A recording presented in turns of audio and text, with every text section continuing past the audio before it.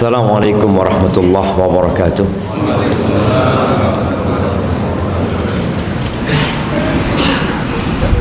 Alhamdulillah alladzi ahyana ba'da ma amatana wa ilaihin nusyur. Segala puji bagi Allah Jalla Jalaluh yang telah menghidupkan kita, membangkitkan kita dari tidur kita. Setelah Dia mematikan kita.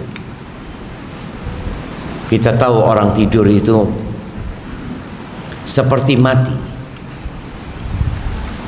Oleh karena itu di surga Allah Azza wa Jalla dan kelak di akhirat sana, baik itu yang berada di surga atau yang berada di neraka, mereka tidak akan merasakan tidur. Allah jadikan tubuh ini tidak memerlukan tidur. Sebagaimana Allah jadikan di surga itu tidak ada toilet dan tidak ada rumah sakit.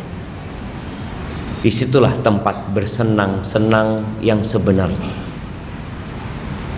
Ketika orang berlibur, meninggalkan rumahnya, dia ingin beristirahat sedikit dari hiruk pikuk dan kepenatan dunia. Dia tetap penat di tempat dia libur. Dan tempat dia berlibur walaupun di hotel bintang 7. Mungkin kamarnya, ranjangnya terbuat dari emas. Mungkin tangga menuju ke kamar dia juga terbuat dari emas. Tapi dia tetap akan merasakan tidur. Dia akan capek dalam perjalanan dan dia membutuhkan istirahat. Sedangkan penghuni surga fi syughulin fakihun, mereka terus beraktivitas, menikmatin segala yang ada di sana. Maka semoga Allah Azza wa Jalla memperkenankan bagi kita untuk masuk ke surganya.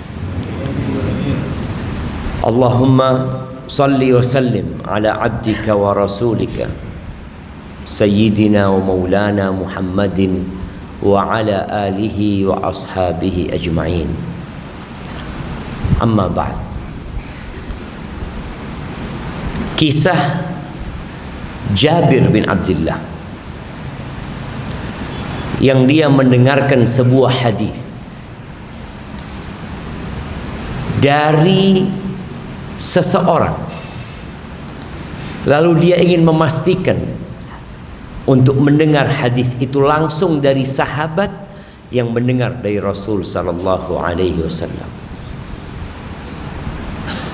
Dia akhirnya membeli seekor onta untuk ditunggangi dari kota Madinah.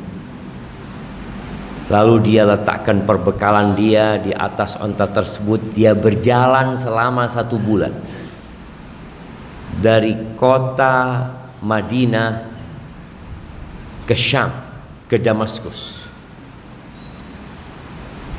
Ternyata sampai sana sahabat yang dimaksud adalah Abdullah bin Unais. Ana mau kasih hadiah khusus jemaah.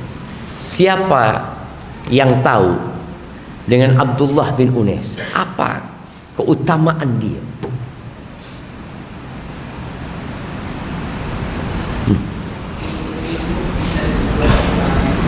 Itu Jabir yang berangkat ke Abdullah bin Unais. Jabir dari kota Madinah berangkat ke Damaskus untuk belajar sama Abdullah bin Unais. Tapi Abdullah bin Unais ini punya keutamaan. Nah,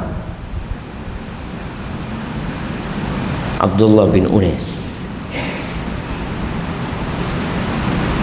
setelah perang Uhud, tatkala umat Islam mengalami kekalahan dan mulailah bangsa Arab Badui atau yang mereka berada di sekitaran kota Madinah atau juga di Mekah, mereka mulai berani untuk menyerang kota Madinah karena dianggap ya mereka kalah. Berarti mereka bukan sebuah umat yang dibela sama Allah Azza wa Jalla. Dan juga bicara kota Madinah memiliki kekayaan yang sangat menggiurkan, adanya kebun-kebun kurma. Akhirnya Nabi alaihi salatu wasallam memanggil Abdullah bin Unais.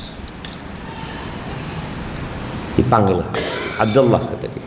Iya, aku mendengar bahwa Khalid ibn Sufyan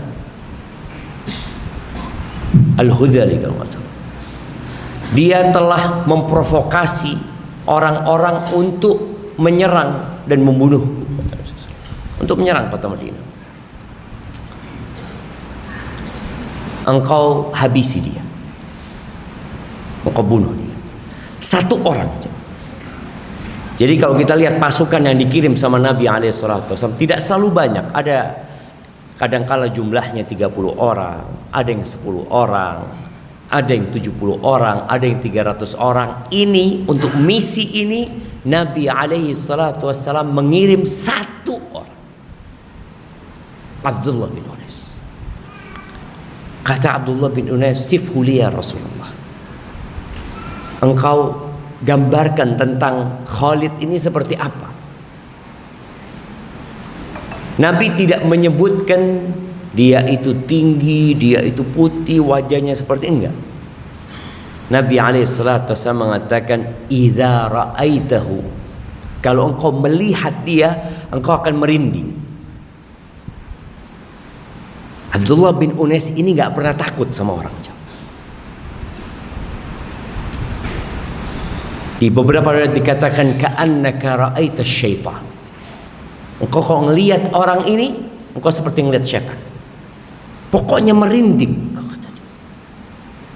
Berangkat dia dari kota Madinah menuju Urona. Dikasih tahu sama Nabi SAW, dia ada di lembah Urona di dekat Arafah. Dan ketika sampai sana, betul, ketika ngelihat langsung merinding. Oh, ini yang disebutkan Nabi SAW. Pada waktu itu, waktu sholat asar, Abdullah bin Unais ini, aku karena takut kehilangan waktu sholat asar, aku sholat sambil jalan. Ini dalam kondisi perang. Aku sholat sambil jalan, aku ruku dan sujudku pakai isyarat, karena aku takut kehilangan waktu asar. Akhirnya ketemu sama Khalid, ditanya, siapa engkau? Kata dia, aku dengar, kata Abdullah, engkau sedang mengumpulkan pasukan untuk menyerang orang itu. Iya, aku melakukan itu. Aku mau bergabung sama kau. Akhirnya ngobrol. Setelah ngobrol enak, langsung dibunuh. Di saat itu masih banyak perempuan-perempuan yang persiapkan tendanya. Dan ada beberapa riwayat yang mengatakan diambil kepalanya, dibawa ke kota Madinah, tapi riwayat itu lemah. Sampai kota Madinah, Rasul sallallahu alaihi wasallam melihat Abdullah bin Unais, mengatakan alaihi salatu wasallam, aflahal wajh. Ini wajah orang yang bawa keberuntungan, katanya sallallahu. Dia mengatakan, ya Rasulullah, sudah selesai misi. Aku sudah bunuh dia. Akhirnya diajak masuk sama Nabi SAW ke rumahnya, dikasih tongkat. Kasih tongkat. Dikasih tongkat sama Nabi SAW, ya sudah diterima. Lalu akhirnya dia keluar ketemu sama sahabat-sahabat. Engkau dikasih tongkat buat apa, kata dia? Nggak tahu, kata dia. Aku dikasih Nabi SAW. Engkau tanya lagi sama Nabi SAW. Akhirnya masuk tanya. Dikatakan bahwasanya orang yang paling sedikit pada hari kiamat itu adalah orang yang bisa pakai tongkat atau yang bisa bersandar kelak pada hari kiamat itu. Ini menunjukkan bahwasanya Nabi memberikan itu untuk digunakan oleh Abdullah bin Unais kelak pada hari kiamat. Makanya ketika dia meninggal dunia, dia minta yang namanya tongkat itu dikuburkan bersama dia di dalam kafannya. Afwan, dan itu dia lakukan. Alhamdulillah. Baik. Ini Jabir datang ke Syam untuk menanyakan sebuah hadis. Apa yang dia katakan kepada Abdullah bin Unais ketika nyampe kemudian dipeluk sama dia? Jabir mengatakan, ada sebuah hadis, kata dia, yang aku belum mendengar. Aku khawatir engkau mati duluan atau aku mati duluan. Bayangin bagaimana kekhawatiran dia dengan yang masalah kematian, dan dia khawatir mati belum dengar hadis itu. Hadis apa sih? Apa hadis yang Jabir ingin mendengar langsung dari sahabat yang mendengar dari Nabi alaihi salatu wassalam? Berangkat dari Medina ke Syam 1 bulan perjalanan. Antum kajian subuh cuma berapa menit dari rumahnya? Nah, 1 jam. Nah, 5 menit sampai sini ngantuk-ngantuk. Nah, siapa yang ingat hadis? Hadisnya berkaitan dengan hari kiamat. Yuhsyarun nas yaumal qiyamati hufatan uratan ghurlan. Buhman, dalam riwayat lain dikatakan buhman. Orang itu akan dibangkitkan pada hari kiamat dalam kondisi telanjang, tidak beralas kaki, belum disunat. Buhman dikatakan, wama buhman. Apa buhman artinya? Buhman itu tidak membawa apa-apa. Kalau kita sekarang kayak ana mau pulang, ana tahu ana mau berangkat jam berapa. Jam berapa Ustaz ana? Jam 7. Jadi kalau antum suruh anak kajian sampai jam 7, itu namanya kezaliman. Akhirnya ana bawa tas ana. Ana bawa tas ana bawa HP ana yang ana butuhkan. Ana pakai sepatu, ana pakai baju, karena itu ana mau berangkat jam 7 insyaallah. Dan ketika pesawat jam 7, boarding itu kira-kira 40 menit sebelum itu. Berarti anak harus ada jam sekian. Tapi kelak pada hari kiamat, karena memang kematian itu datangnya mendadak, dan ketika kita meninggal dunia, antum akan ditelanjangi. Antum dikasih kafan, dan kelak dibangkitkan pada hari kiamat, nggak bawa apa-apa. Tadi kalau Abdullah bin Unais, dia bawa tuh tongkat yang dikasih Nabi SAW. Antum mau bawa apa? Anak kayaknya butuh HP nanti Ustaz. Nggak ada siapa. Orang akan dibangkitkan tidak membawa apa-apa kecuali amal soleh dia. Rumah yang kita bangun sekarang, mobil yang kita miliki, usaha yang sedang kita rencanakan pengembangannya, anak-anak juga nggak akan peduli sama kita. Allah katakan, yauma yafirrul mar'u min akhi. Saudara akan meninggalkan saudara. Wa ummihi wa abi. Bapak ibunya, yang bapak ya Allah memikirkan bagaimana menikahkan anaknya, bagaimana menyekolahkan anaknya. Ibu yang mengandung, yang melahirkan, yang menyusui, anak nggak peduli sama ibunya, bahkan lari. Kalau kelihatan ibunya dia akan lari, kelihatan bapaknya dia akan kabur meninggalkannya. Yafir itu adalah lari yang tidak menoleh. Yauma yafirrul mar'u min akhihi wa ummihi wa abihi wa sahibatihi wa banihi. Istrinya, pasangan hidupnya, teman tidurnya bertahun-tahun, teman seperjuangan, itu antum akan lari dari istri antum. Anak-anak antum juga antum akan tinggalkan. Kenapa? Karena orang sibuk dengan urusan dia masing-masing kelak di sana. Maka sebelum terlambat, kita harus mempersiapkan diri. Kira-kira tema kita ini tentang apa, jemaah? Kalau anda lihat imam kita tadi membacakan surat At-Tahrim berkaitan dengan taubat. Setelah anda lihat deskripsi atau kisi-kisi dari panitia, ternyata berbakti sama orang tua gitu. Iya. Kok lanjut? Dia akan lanjutkan berbakti sama orang tua. Sebelum terlambat, sahih.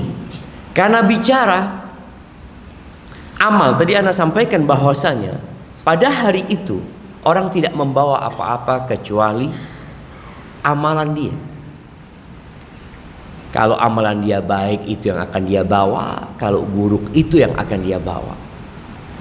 Ya, Anda masih ingat sama ibu Ana rahimahullah, bagaimana sejak kecil ya orang tua dulu itu menanamkan kepada anak tentang surga dan neraka. Engkau kalau berbuat baik, nak, engkau sendiri yang akan ngambil manfaatnya. Engkau akan dapatkan nanti, akan ditimbang amalanmu. Masya Allah, Masya Allah. Dan semoga orang tua sekarang juga terus ya menanamkan iman. Yang pertama al-iman billah wal iman bil yaumil akhir. Ya, dan rukun iman yang lainnya. Karena Nabi SAW sering menyampaikan man kana yu'minu billahi wal yaumil akhir. Barang siapa yang beriman kepada Allah dan hari akhir. Dalam Al-Quran disebutkan in kuntum tu'minuna billahi wal yaumil akhir. Beriman kepada Allah dan hari akhir. Kenapa? Karena yang menjadi motivasi seorang mau beramal itu beriman dengan hari akhir. Manusia itu makhluk transaksional. Antum kenapa kerja di Denpasar, di Bali? Ada apa di sini? Jamaah, ada fulus lah. Iya, nggak ada fulus antum nggak kesini ya. Ingat ketika Covid, kosong Bali ini, ditinggal sama mereka yang datang ke sini untuk cari fulus. Kenapa? Nggak ada fulus di sini, nggak ada. Mereka akhirnya balik ke kampung halamannya karena nggak ada fulus. Itu makhluk yang namanya manusia, budak. Dia tidak beramal kecuali ada imbalan. Tanpa imbalan sulit bagi kita untuk mengamalkan.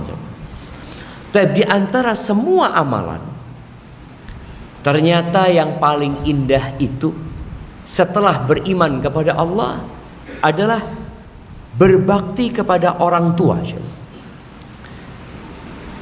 Ingat di surat Tabarak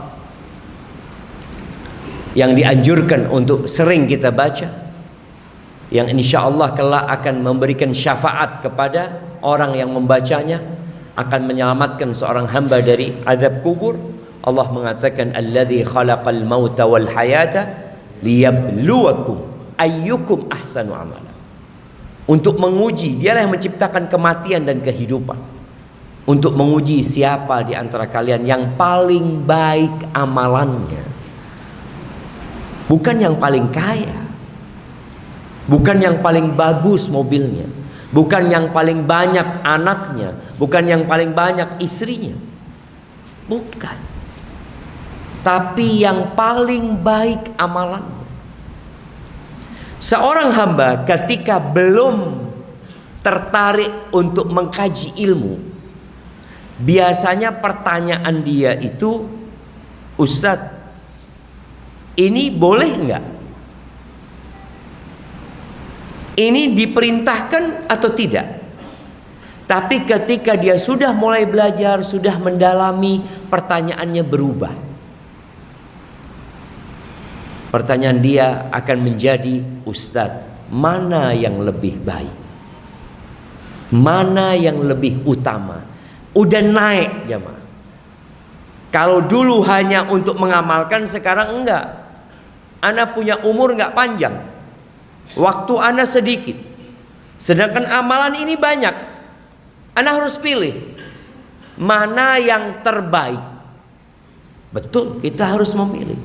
Kalau bisa semua diamalkan, kalau bisa na'am. Tapi kadangkala terpaksa kita harus memilih. Dan pintu surga itu ada 8. Yang paling indah di antara pintu surga itu adalah birrul walidain, berbakti kepada orang tua. Ada yang mungkin berpikir saya mau memperbanyak sholat, ya ada pintu sholat di sana, ada pintu puasa, ada pintu sedekah. Tapi kata Nabi alaihi salatu wassalam, awsatu abwabil jannah al-walid. Orang tua itu adalah pintu surga yang paling baik dan paling bagus. Dan subhanallah, orang tua itu nggak jauh, ada bersama kita. Bahkan kita punya utang budi sama dia. Dorongan untuk berbakti kepada orang tua itu ada. Tapi kenapa ketika kita sudah mulai dewasa, ketika kita sudah bekerja, ketika kita sudah memiliki keluarga, memiliki anak-anak, kadangkala kebaktian kita sama orang tua kita itu jadi berkurang. Padahal tadi boleh jadi antum mati lebih dulu, atau orang tua antum yang mati lebih dulu. Ketika antum belum sempat berbakti sama orang tua dan orang tua meninggal, udah nggak bisa. Oh kan masih ada kebaktian setelah meninggal dunia. Iya, tapi nggak sama. Kenapa? Karena sudah selesai. Dia tidak akan merepotkan antum lagi. Dia tidak akan banyak tuntutan sama antum. Dia tidak akan bertanya. Bahkan dia tidak bisa lagi mendoakan antum. Pada suatu hari datang seorang sahabat kepada Nabi alaihi salatu wassalam. Lalu dia mengatakan, "Ya Rasulullah, inni ji'tu ubayi'uka 'alal hijrah." Aku datang untuk membaiatmu atas hijrah. Dia bukan dari kota Madinah, dari negeri yang lain. Dikatakan ada yang mengatakan dari Yaman, dari mana. Dia datang berbaiat meninggalkan negerinya untuk hijrah berjuang bersama Nabi alaihi salatu wassalam. Walaqad taraktu abawayya yabkiyan. Tapi dia punya masalah. Dia datang mau baiat, ada sesuatu di hati dia nggak nyaman. Aku tinggalkan kedua orang tuaku dalam kondisi menangis. Gimana gitu? Niatku hijrah, niatku berjuang bersamamu. Kalau bicara dia hijrah ke kota Madinah, maka dia akan berjihad bersama Rasulullah SAW. Dia akan tiap hari mendengarkan kajian-kajian Nabi Muhammad alaihi salatu wassalam. Dia akan sholat di Masjid Nabawi. Yang sholat di sana berapa?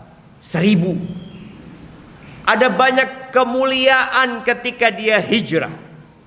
Tapi masalahnya, ayah bundaku menangis. Apa kata Nabi SAW?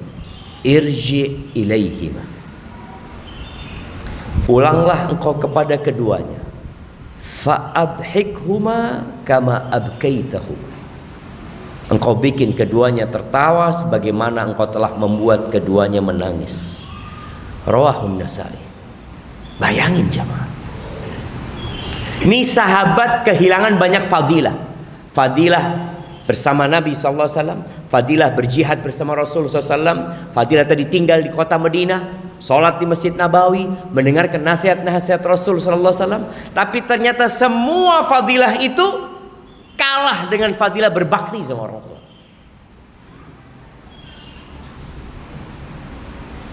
Maka jangan dianggap remeh berbakti sama orang tua. Nabi nyuruh sahabat ini pulang.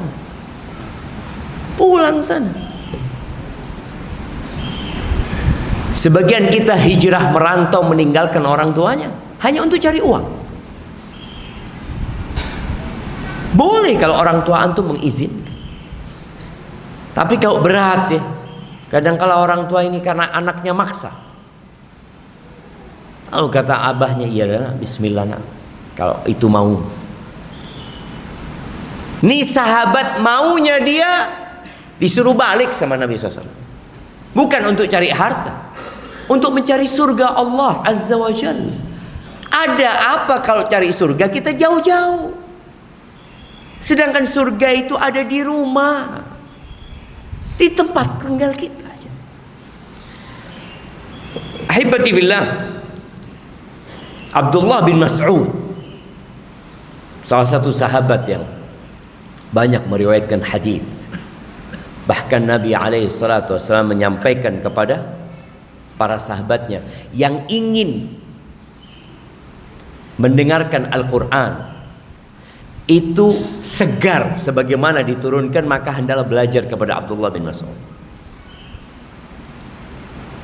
Abdullah bin Mas'ud ini kurus orangnya, miskin. Gimana kalau antum ngelihat orang udah kurus miskin, tapi kalau kurus kaya antum masih memandang kepada dia kurus miskin. Bahkan dari miskinnya dia, untuk nafkah di rumahnya itu nggak mencukupi nafkahnya dia. Akhirnya istrinya yang membantu. Suatu hari dia naik bersama sahabat Nabi, dan ada Nabi Muhammad SAW. Dia naik ke pohon arab, pohon siwak. Dia naik untuk memetikan siwak buat Nabi SAW. Tahu-tahu ada angin yang bertiup kencang. Ya namanya orang kurus, goyang-goyang. Kemudian tersingkap betisnya, kecil betisnya. Akhirnya para sahabat ketawa-ketawa melihat Abdullah bin Mas'ud. Nabi SAW menoleh kepada para sahabat mengatakan, mimma tadhaku, apa yang kalian tertawakan? Apa penyebab tertawa kalian? Itu diam sahabat. Mereka tahu mereka salah. Mereka memandang manusia dari fisik. Lalu mereka mengatakan, min diqqati saqaihi ya Rasulullah, dari kurusnya betisnya dia ya Rasulullah. Lalu Nabi SAW mengingatkan para sahabat tentang akhirat. Lahuma fil mizan athqalu min jabal Uhud. Kalian tahu, dua betisnya Abdullah bin Mas'ud itu lebih berat daripada gunung Uhud kelak di timbangan hari kiamat. Allah itu tidak melihat kepada rupa kalian. Allah itu tidak melihat kepada harta kalian. Sekarang kan orang menilai orang lain dari apa? Dari fisiknya, dari outfitnya. Akan dilihat jamnya. Jamnya berapa? 1,5 M. Siapa? Jamnya Syahroni itu berapa? Berapa jemaah? 11 M. Kira-kira gimana kalau antum pakai itu jemaah? Sholat itu pakai lengan panjang, lengannya antum makan takut kalau tertutup gak kelihatan nanti jemaah. Ya gimana antum pakai 11 M? Padahal tujuannya buat apa? Sama-sama yang 100.000. Enggak usah 100.000, kadang kalah habis baterainya. Tapi ala kulli hal tadi, orang tuh melihat kepada rupanya, pakaian. Kita akan menghormati orang lain di dunia ini kadang-kala karena itu. Kalau kita ngelihat jamnya, kita ngelihat cincinnya, kita ngelihat mereknya, apalagi kayak gini ada merek di sini, waduh, dia akan nilai orang dari sana. Maka Nabi SAW menyebutkan kepada para sahabat, Allah itu nggak ngelihat kepada rupa kalian, tidak kepada harta kalian. Wa inna ma yanzuru ila qulubikum wa amalikum. Yang dilihat itu hati kalian dan amal perbuatan kalian, itu yang dilihat. Abdullah bin Mas'ud tadi yang kurus, ternyata dia kakinya aja lebih berat daripada gunung Uhud. Kita lihat bagaimana semangat Abdullah bin Mas'ud untuk menuntut ilmu dan mengamalkan ilmu. Dia datang kepada Nabi SAW mengatakan, ayyul amali afdal. Amalan apa yang paling afdal ya Rasulullah? Tadi jamaah lihat, naik kualitas pertanyaannya. Dia ingin menanyakan mana yang lebih utama. Dan al-mufadhalah bainal a'mal itu penting kita untuk mempelajari. Sebagian orang dengar azan tetap ngaji, karena dia tahu satu huruf 10 kebaikan umpamanya. Ini kalamur rahman. Iya, tapi kondisinya sedang ada azan. Kalau engkau ngaji bisa setelah azan, tapi kalau menjawab azan nggak bisa. Azannya udah habis. Sebagian orang datang Jumatan, khatib naik mimbar mengatakan assalamualaikum warahmatullahi wabarakatuh. Akhirnya azan. Tidak sedikit di antara mereka memilih untuk menjawab azan daripada sholat tahiyatul masjid. Alhamdulillah. Yahdikumullah yuslih balakum. Mana yang lebih utama? Menjawab azan, yahdikumullah yuslih balakum, atau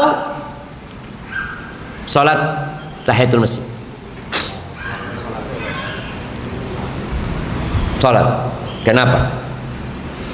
Karena dari Rasulullah pada saat sahabat ingin duduk itu disuruh sholat.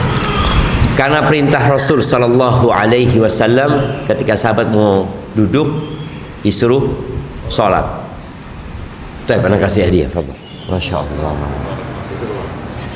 Tapi pertanyaannya, dia kenapa menjawab azan? Dia berdiri bukan duduk. Dia berdiri. Kalau tadi kan duduk kan? Enggak. Orang tuh banyak berdiri dengerin azan. Sampai azan selesai baru dia sholat gitu. Seharusnya dia yang lebih utama. Ini kan bicara mana yang lebih utama sekarang? Menjawab azan atau sholat? Kalau sholat dia akan kehilangan fadilah menjawab azan. Tapi kalau dia menjawab azan, dia akan kehilangan kewajiban mendengarkan khutbah. Dia akan fokus dengan sholatnya, dia nggak akan dengerin khutbah.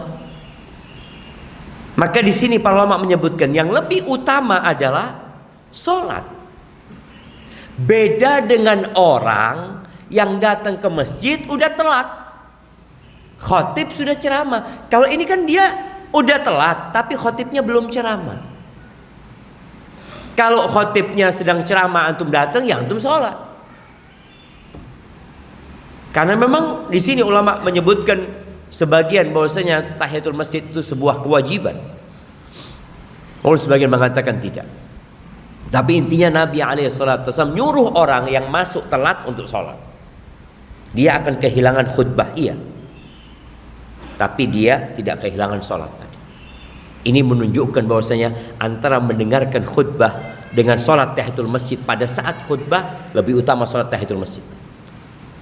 Ini yang namanya ilmu al-mufadhalah bainal a'mal. Mana yang lebih utama? Mana yang lebih utama antara ana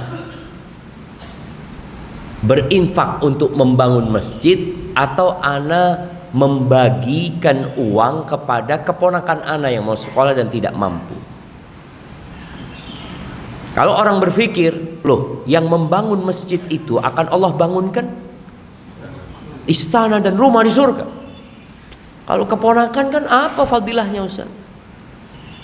Padahal kita lebih wajib membantu keponakan kita daripada bangun masjid. Kenapa? Masjid ini ada banyak orang. Keponakan kita siapa yang tahu dia susah? Ya kita. Dan kita akan dapat pahala sedekah dan pahala silaturahim. Ini pentingnya tadi al-mufadhalah bainal a'mal ya. Ilmu tentang bagaimana membandingkan antara amal-amal soleh. Sama-sama amal soleh. Jadi bukan membandingkan antara yang baik dan buruk, tapi membandingkan antara dua kebaikan, mana yang lebih baik. Tanyalah Abdullah bin Mas'ud, ayyul amali afdal? Qala as-salatu li waqtiha. Amal yang paling afdal salat tepat waktu. Ini haknya Allah, hablum minallah. Maka perintah Allah, wa qadha rabbuka alla ta'budu illa iyyah. Perintah Allah yang pertama, yang paling agung, yang paling mulia adalah engkau mentauhidkan Allah dan tidak menyekutukan Allah dengan sesuatu apapun. Bentuk pentauhidan kita adalah salat tepat waktu. Dipanggil sama Allah, kita tinggalkan semua aktivitas kita, salat. Qultu thumma ay, kemudian apa? Thumma itu, kemudian itu menunjukkan tingkatan ini di bawah. Birrul walidain. Beliau mengatakan alaihi salatu wasallam, berbakti kepada kedua orang tua. Memang setelah tauhid berbakti sama orang tua. Kalau bicara keutamaan jamaah, tapi kadangkala kita tadi kan membandingkannya karena kurangnya ilmu. Seperti sahabat tadi radhiyallahu taala anhu yang berhijrah meninggalkan orang tuanya karena dia berpikir dia akan hidup bersama Nabi sallallahu alaihi wasallam. Dia akan sholat di Masjid Nabawi, dia akan dapat kajian di masjid, dia akan dapat banyak keutamaan. Padahal birrul walidain ini lebih baik dari itu semuanya. Tapi karena nggak tahu kita, birrul walidain, berbakti kepada orang tua. Dan kalau bicara berbakti sama orang tua itu, ya taat dan patuh kepada keduanya. Perintah Allah banyak dalam Al-Quran tentang bagaimana cara berbakti kepada orang tua. Allah mengatakan di surat Al-Isra ayat 23, imma yablughanna 'indakal kibara ahaduhuma aw kilahuma fala taqul lahumā uff. Yang pertama harus dijaga dalam kebaktian kita sama orang tua adalah lisan. Karena lisan ini tidak bertulang. Khususnya ketika orang tua sudah sepuh. Karakter manusia itu bisa berubah karena faktor umur, karena faktor harta, karena faktor penyakit dan lingkungan ya. Karena kalau ada orang yang sabar, ketika kena stroke dia jadi nggak sabar, lebih mudah emosi. Ketika tua dia lebih perasa. Anaknya ngomong gini ya, akhirnya kadang-kala dia merasa anaknya nggak mau merawatnya, nggak mau membesarkannya. Maka tadi lisan harus dijaga sama orang tua. Jangan pernah mengatakan ini tadi khususnya ketika orang tua sudah sepuh. Kalau orang tua masih muda dan kita masih muda, kita takut sama orang tua. Apalagi kalau transferan tiap bulan dari orang tua, bisa nggak ada transferan. Kalau ini biasanya kalau sudah tua, orang tua yang butuh sama anak. Sehingga anak kadangkala pasang badan, jual mahal. Nah, ketika tua kita harus lebih berbakti sama orang tua kita. Wala tanharhuma wa qul lahuma qawlan karima. Jangan pernah menghardik, angkat suara, jangan. Katakan buat kedua orang tuamu itu kata-kata yang indah dan penuh penghormatan. Abu Hurairah ketika ibunya belum masuk Islam, ibunya ini kasar dan sering memaki Nabi Muhammad SAW. Abu Hurairah takut sudah. Kalau sudah dengar ibunya ngomong yang gak enak itu khawatir dia. Dan ibunya dibawa hijrah sama Abu Hurairah ke Madinah dalam kondisi ibunya belum masuk Islam. Akhirnya suatu hari ibunya ngomong gak enak tentang Nabi SAW. Gak kuat Abu Hurairah, dia keluar rumah. Dia datang menjumpai Nabi Muhammad SAW. Dia hanya mengatakan, ya Rasulullah, ud'ullaha li ummi Abi Hurairah. Doakan ibundanya Abu Hurairah, ya Rasulullah, kata dia. Nabi berdoa mengatakan, Allahumma hdi umma Abi Hurairah. Allahumma hdi umma Abi Hurairah. Ya Allah, berikan petunjuk kepada ibundanya Abu Hurairah. Akhirnya pulang Abu Hurairah. Ketika masuk rumah, tahu-tahu ibunya mengatakan jangan dulu masuk. Ibunya sedang mandi. Setelah mandi, anaknya masuk, ibunya mengatakan, asyhadu an la ilaha illallah wa asyhadu anna Muhammad Rasul. Tuh bagaimana Abu Hurairah membawa ibunya yang masih belum Islam, dengan harapan besar ibunya dapat hidayah. Sebagian kita mengeluhkan, aduh Ustaz, orang tua anak Ustaz masih belum sholat, orang tua anak masih percaya sama klinik-klinik, orang tua anak ini gitu macem-macem. Iya. Di mana orang tua antum? Di kampung Ustaz. Antum ketemu orang tua, ya setahun sekali Ustaz. Apa cukup setahun sekali ngasih tahu kemudian ingin berubah orang tuanya, sedangkan lingkungannya tidak mendukung? Bagaimana Abu Hurairah membawa ibundanya? Pernah ada kejadian bersama Al-Auza'i kalau nggak salah, di Libanon sana. Al-Auza'i ini tabi'ut tabi'in ya mungkin ya, anda lupa. Datang orang dari Tustar. Tustar itu daerah Iran sana. Dia datang lagi kajian ini, ketahuan dulu jamaah, orang-orang baru itu ketahuan, karena kan murid-muridnya udah kenal. Ada satu orang asing ini. Akhirnya setelah kajian dipanggil, dari mana engkau? Nah ini pentingnya jamaah, interaksi kita sama orang-orang baru itu penting. Jangan kita nggak peduli, kayak antum sekarang duduk nih, antum udah kenal dengan yang kanan kiri antum, enggak kan? Kenal nggak? Enggak. Coba kenalan. Suruh kenalan? Enggak juga. Enggak Ustaz, ana mau ngaji Ustaz, ana nggak mau kenalan. Allahu Akbar. Ketika diajak ngobrol sama gurunya ini, ditanya dari mana? Kok dari Tustar? Oh itu daerah Persia aja, yang agamanya Majusi. Bapakmu, keluargamu? Kata dia masih Majusi. Kata dia. Nggak ada ibunya, ada bapakku. Kata dia. Majusi bapakku. Kata dia. Oke. Setelah ngobrol, katanya gurunya ini, engkau ahsan pulang. Ini jalan jauh berhari-hari mungkin jamaah. Kalau antum lihat antara Libanon sama Tustar itu, kata gurunya engkau pulang. Kata dia. Siapa tahu ayahmu dapat hidayah lewat dirimu. Kata dia. Iya guru, kata dia. Pulang jamaah. Bayangin jamaah. Datang untuk nuntut ilmu diusir. Karena tadi ada amalan yang lebih afdol, yang kadangkala kita lupa. Amalanmu bukan gak afdol, baik. Dia mau nuntut ilmu baik. Bahkan menuntut ilmu itu amalan yang mulia sekali. Orang bekerja untuk memberikan nafkah ya untuk menaikkan taraf itu baik, bukan jahat. Tapi mana yang lebih afdol? Nih gurunya ngatakan kau pulang, boleh jadi ayahmu masuk Islam lewat engkau. Dan Allah mengatakan, wa in jahadaka ala an tusyrika bi ma laysa laka bihi ilmun fala tuti'huma. Kalau kedua orang tuamu memaksamu untuk melakukan kesyirikan, jangan taati keduanya.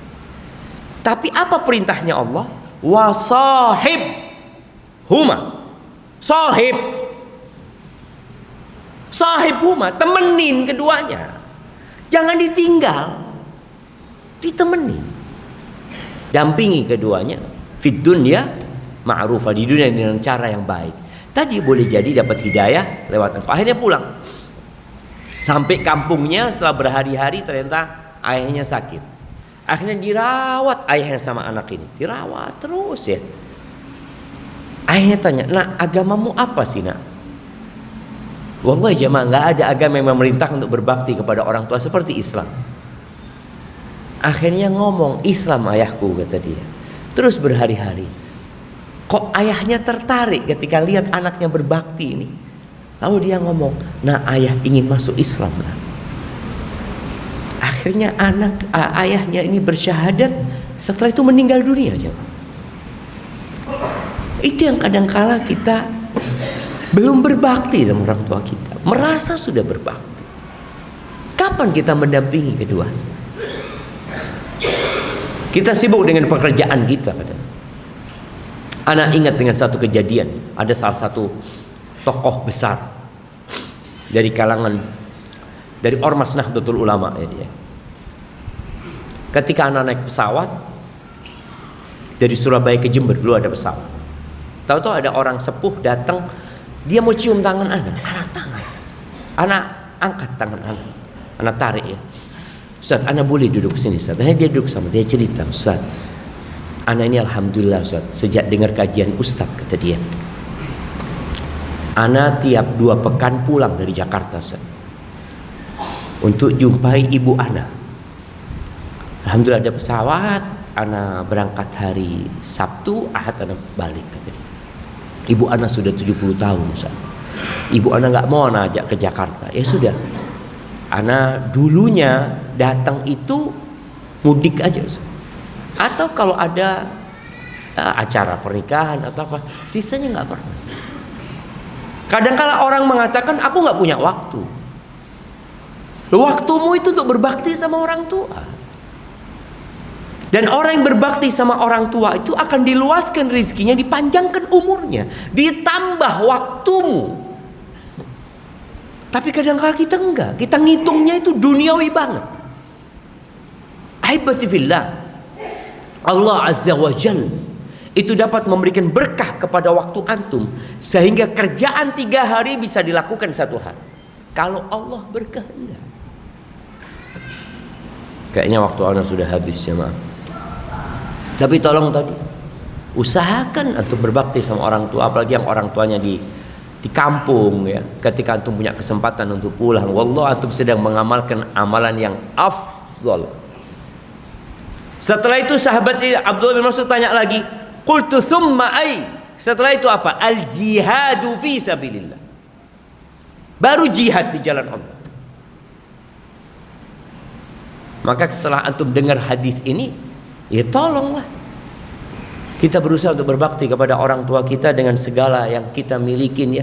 Antum bisa pesankan makanan buat orang tua ya, kirim hadiah buat orang tua, telepon orang tuanya, ada kesempatan datang jumpain orang tua antum, insya Allah diberkahi waktu antum, dan antum dimasukkan ke surga Allah Azza wa Jal lewat pintu yang paling indah. Itu yang dapat anda sampaikan jamaah, kurang lebihnya mohon maaf. Subhanakallahumma bihamdika asyhadu an la ilaha illa anta astaghfiruka wa atubu ilaik. Assalamualaikum warahmatullahi wabarakatuh.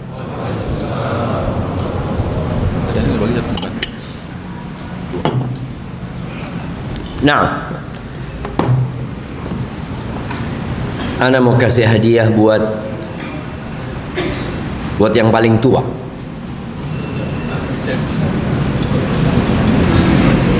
Iya. Ada yang umur 80 tahun? 70 udah habis. 68 67 Masya Allah. 65 Bapak berapa? 66. Oh Bapak 66 juga. Oh satu-satu kalau gitu sudah. Satu-satu jemaah barakallahu fikum. Nah, baik, pertanyaannya, siapa yang dibunuh oleh Abdullah bin Unais? Khalid bin Sufyan. Khalid bin Sufyan, kasihkan. Nah, apa hadis yang diriwayatkan Abdullah bin Unais? Waduh, nah Tentang manusia akan dihimpun dalam kondisi telanjang, tidak beralaskan kaki, tidak bawa apa-apa. Kirimkan ke belakang sana. Jazakallahu khair jemaah, ana mohon maaf ya karena memang ana harus berangkat. Semoga Allah pertemukan kita di tempat yang lebih indah insyaallah. Assalamualaikum warahmatullahi wabarakatuh.